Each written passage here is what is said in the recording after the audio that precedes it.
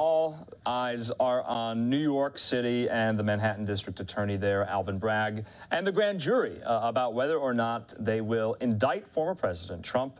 Well, let's talk about how that would factor in or even matter to the former president's presidential aspirations. Of course, late last year, he announced he's running in 2024. Some of the contenders who are vying against him are speaking out about this. Some who haven't announced, of course, I'm thinking Ron DeSantis, responding to this just yesterday. Let's talk about this even further with friend of the program, Mariana Alfaro with the Washington Post. Mariana, good to see you.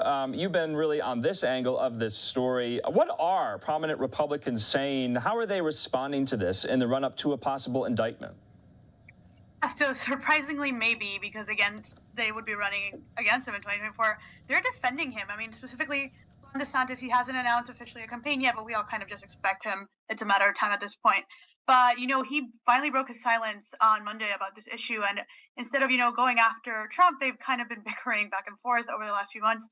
He instead went against Manhattan District Attorney, the DA, Bragg, who is, doing all this work against Trump. And I think that was a little surprising. Maybe not so if you're looking at what other Republicans are saying. I think everyone's kind of backing Trump and saying that this is a political attack, echoing what he's saying, that it's a witch hunt. So, again, he's facing many other investigations, but this one, it seems like they're not willing to break with him yet. Okay, but it also seems like the protest angle, remember Trump said that on Truth Social, protest, protest, protest.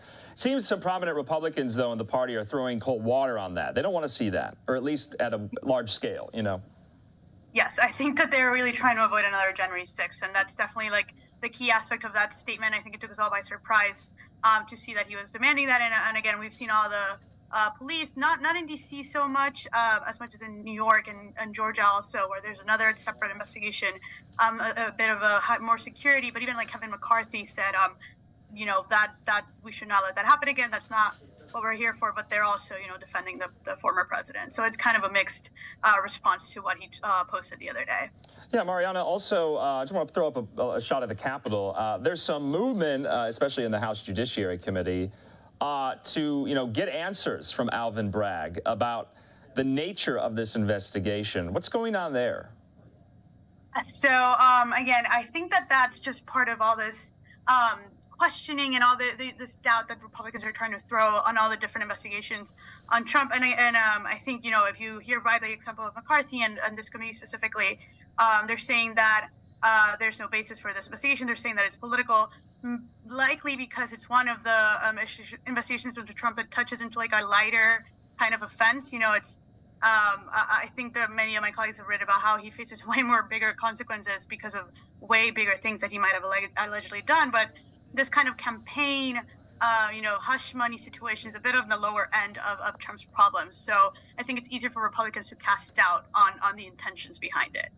Yeah, and Mariana, going into 2024, of course, this time next year, debates are going to be happening. Candidates are going to be visiting the early states with more regularity.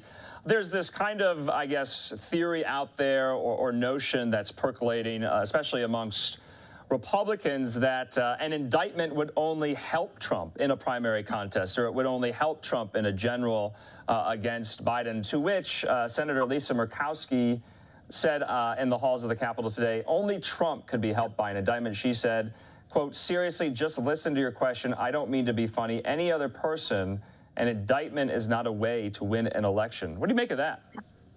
Yes, the base is going to be riled by this. I think that that's definitely something we can expect. The thing that and it was a very interesting story in the New York Times today about what it means for the moderates and the swing voters. That's a different thing. I think they would likely be more alienated by an indictment. But the base, he's going to sell this to them. He's going to say, you know what, this is another witch hunt. This is another, the establishment coming after me. Democrats have coming after me because, again, the Manhattan DA is a Democrat. So we can expect, I think, that the base will definitely take his side on this. And again, he is probably the only candidate in modern history that this could happen to him and he could still pretty much run. I mean, he said at CPAC that this would not stop him from running. Yeah, and just lastly, Mariana, if you're DeSantis, if you're Nikki Haley, if you're others who potentially could get into the race, I'm thinking Chris Christie, Pence, Pompeo, how do you make this a point in the campaign? How do you go after Trump if an indictment comes down against him to distinguish yourself from him as a candidate? Yeah, I mean, I think they should grab on the facts. They should really, take the idea of all these things that he allegedly did, especially the fact that this was hidden for so long. I mean, the story just came out in 2018, 2 years after the 2016 election. It definitely could have had an impact on, the results of that election. And I think that, again, it was a little surprising to see them kind of backing him, kind of saying that the DA is going too far. But once they have all the facts, we're going to find out more about what Bragg has, and I think that they should run on that. But it really depends on what other new facts we find out once, the situation comes out a little bit more clear.